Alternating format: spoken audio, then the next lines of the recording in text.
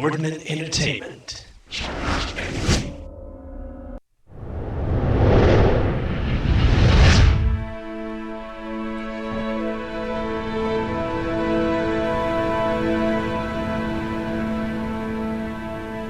普莱菲先生，这最好是好消息。事实上，我们遇到了一点问题。那是？你没有足够的英镑。怎么可能？我最近明明解决了多个大案子，事务所的财政应该非常理想，甚至我打算帮你加薪。这个吗？事实上，不管是闯入大学，詹姆士·摩纳奇教授逮捕教授，就是凶手。解决连续杀人案，没错，凶手就是连续杀人魔，世纪末的驯兽师。乱入杀人现场，没错，我就是凶手。或是公然挑战公权力，这些事情都没有任何的报酬。但是，那都是身为一个名侦探所必须要做的。这才是问题吧？拜托你好好做些外遇调查、寻人启事之类的工作，或是设局拍摄高官的丑闻照之类的，那才是。看来有大案子上门了。普莱菲事务所，你好。纽约提家庄园发生大案子了，普莱菲可能会有兴趣。兰伯特警官，你这样说话没人听得懂的。对不哥，对不哥。兰伯特警官失语的情形似乎变严重了，你要直接跟他说吗？我想他的意思是，纽约发生了大案子，我们可能会有兴趣。事实上，我已经接到委托人的信了。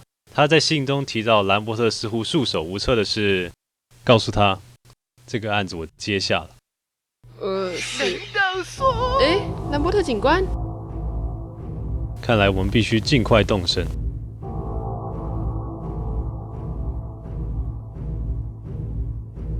结，愚蠢的投资人。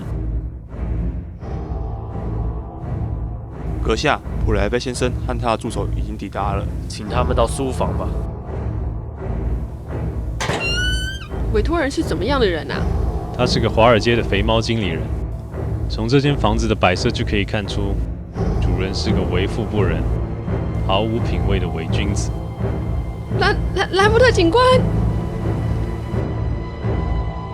看来你就是凶手吧？事情并非如此，小资营商普莱菲先生，这件案子从一开始就不是个凶杀案。原来如此，伪君不，雅克先生，我希望能尽快找回你失窃的画。什么？你怎么知道？非常简单，您背后这面墙壁装饰得十分典雅，跟屋子里其他部分的粗俗设计格格不入，因此上面原先一定挂有一幅非常令人作呕的画，而这就是失窃的物品了。事实如此，普莱菲先生，那幅画的粗俗正好凸显我堂堂华尔街肥猫的气派。等等，那种画另外弄一幅挂上去不就好了？现在的问题是，兰伯特警官遇害了耶！完全错误，雇佣劳工小姐。首先，兰伯特警官并非死于他杀。第二，花大钱将毫无价值的东西寻回，此乃暴发户的浪漫。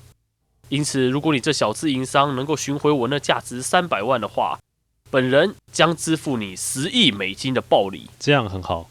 不过，在我们开始讨论失窃的画以前，我希望先了解一下兰伯特警官的情况。政府该做的事情只有2件，一件是他不得不做的事，一件是我们认为他明天已经不需要再做的事。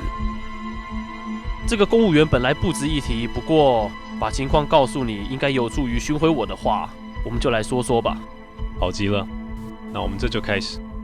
西维亚，把他说的写下来。在那幅画失窃的隔天，那个失语症公务员就带着警员来到了这里。不过我并不信任公家机关，所以我写了信给你。讽刺的是，没想到那个失语症公务员最后的手段竟然是向你求救。这段时间发生了什么？可以请你解释一下吗？尽量清楚一点。这个嘛，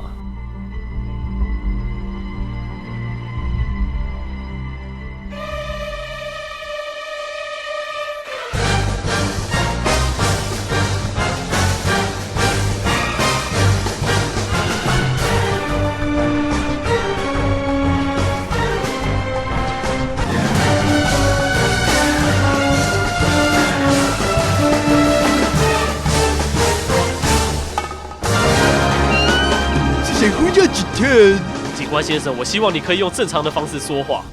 管他什么意思？警官先生，还是请你进入正题吧。那么雅克先生，在这幅画失窃前后，有发生什么异状吗？这样说的话，前天我在睡觉前听见书房有巨大的声响，但是我来到这边之后又没有发现什么异状，我当时以为是幻觉。那时候画还在吗？还在，于是我就锁上书房离开了。但是隔天早上起来，画却不见了。拥有这间书房钥匙的人有哪些？我有，同时那边那个管家手中的总钥匙也可以打开这间书房。所以只有这2个人能够自由地进出这间房间。正是如此，那位施语镇公务员也问了类似的问题。请你说明一下。所以理论上能进入房间的只有你和管家。如您所说，警官先生。原来如此。死者是被窃贼偷窃而死。哪来的死者？他妈无能的公务员。看来我们需要一点点的帮助。那边的电话可以让你找人求救，当然，电话费我会向政府请款的。他妈无能的公务员。喂，普莱菲事务所，你好。纽约提家庄园发生大案子了，普莱菲可能会有兴趣。兰伯特警官，你这样说话没人听得懂的。对不哥，对不哥。然后兰伯特警官就出事了。是你杀了他吗，雅克先生？大惊小怪的小自营商，你难道没有聆听的美德吗？要稍等一下。说起来可以先打开窗户透透气吗？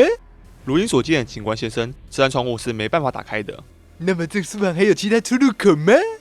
当然没有，警官先生。任何有创意的设计都不符合我堂堂华尔街肥猫的低俗的品味。肥猫的低俗的品味。我当时以为是幻觉，所以没办法打开。正常的方式说话。难道说？